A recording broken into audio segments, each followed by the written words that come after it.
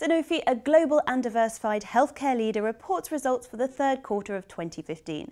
Jérôme Contamine, welcome. Hello. You're the CFO of Sanofi. What are your comments on Q3 2015 financial performance? So the group reported a steady financial performance this quarter, showing growth on both the top and bottom line, driven by strong performance of Genzyme vaccines on emerging markets. At the same time, as we highlighted in Q2, we are also investing behind our new product launches and pipeline. Our group sales increased 3.4% at constant exchange rate, which is up 9.2% on a reported basis to 9.5 billion euros, while operating expenses increased 7.5% to 3.8 billion euros, given higher investments in new products. We are encouraged by the growing adoption of new products such as Aubagio, Lemtrada, Toujeo and NexGard, and the recent launch of Praluent. Our business EPS in the third quarter increased 6.1% at constant exchange rate to 1.61 euro per share and grew 9.5% on a reported basis. Why have you revised expectations for your diabetes franchise in 2015 and for 2015 to 2018? So actually in the third quarter, sales of the diabetes division decreased 6.6% to 1.8 billion euro. This is mainly reflecting lower sales of Lantus in the US. In light of these recent sales trends for the diabetes business and ongoing market dynamics, we now expect its global diabetes sales to be down between 6 to 7% at constant exchange rate for 2015. Given the change in the US market dynamics, and as part of the strategic business review we just have undertaken, we've also taken a fresh look at the midterm prospect for the diabetes franchise. Accounting for recent market trends, we now project global diabetes sales over the period 2015 to 2018 to decline at an average annualized rate of between 4 and 8%, all this at constant exchange rate. Approximately half of this revision is attributable to insulin glargine, and the other half is related to reduced expectation for Afrezza, Lexumia, and the deprioritization of our blood glucose monitoring systems. As we said in the press release, we intend to mitigate the impact of these revised sales expectations on our business operating income by 2018, and we will provide a midterm strategic and financial outlook for the group on November 6. Do you maintain your full year 2015 business EPS guidance?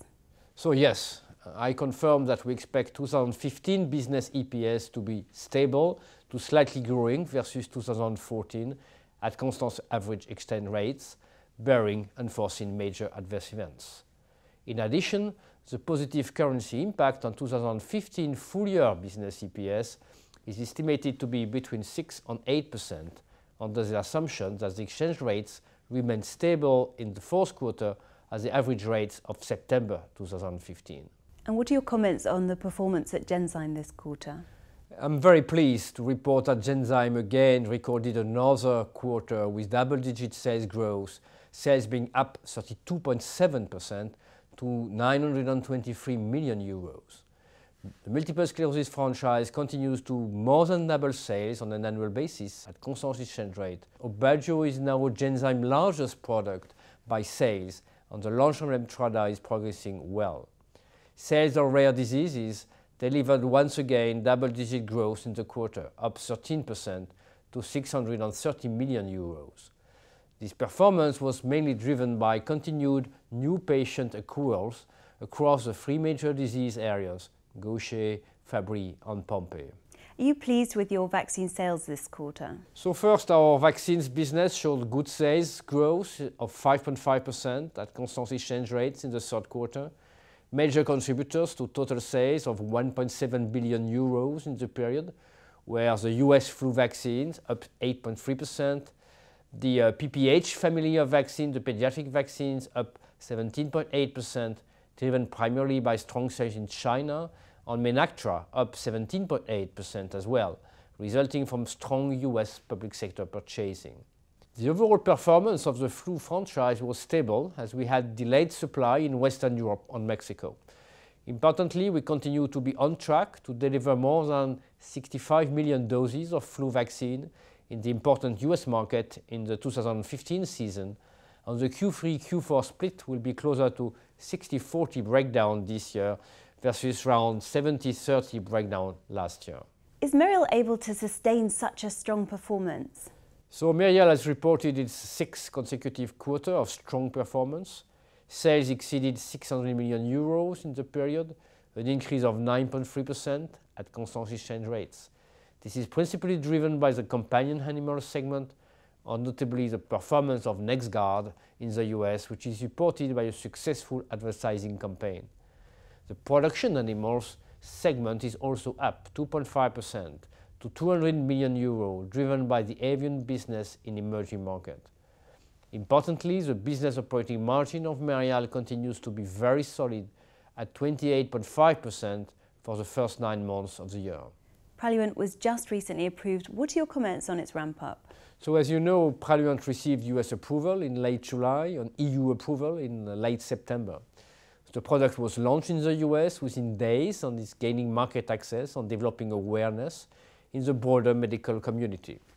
It will become available in some major European countries by year-end. Our comprehensive patient and prescriber support hub, called MyPraluent, has already served as an effective platform for over 4,000 prescribers. We recently secured branded preferred Tier 2 commercial formulary position with Express Scripts. In addition to gaining greater US market access, near-term expansion opportunities are focused on driving product awareness and adoption. We are also pleased to report that launches in the first European countries are underway.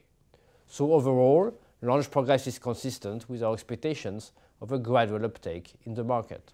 And lastly, is Sanofi impacted by the economic slowdown in emerging markets? As a matter of fact, despite the wider macroeconomic challenges these countries faces, Sanofi reported sales growth of 11.4% in emerging markets this quarter. Vaccine sales in the regions were up 22% to 358 million euros, driven by polio, pertussis and hip vaccines. Diabetes also performed well, up 15% to more than 370 million euro. Genzyme sales were up 27%, driven by strong Fabrazyme and Cerezyme sales growth of 30% or 20% respectively. Jérôme Contamine, thank you for your time. We'll look forward to hearing more at your Meet Sanofi Management Day on Friday, November 6th. Thank you.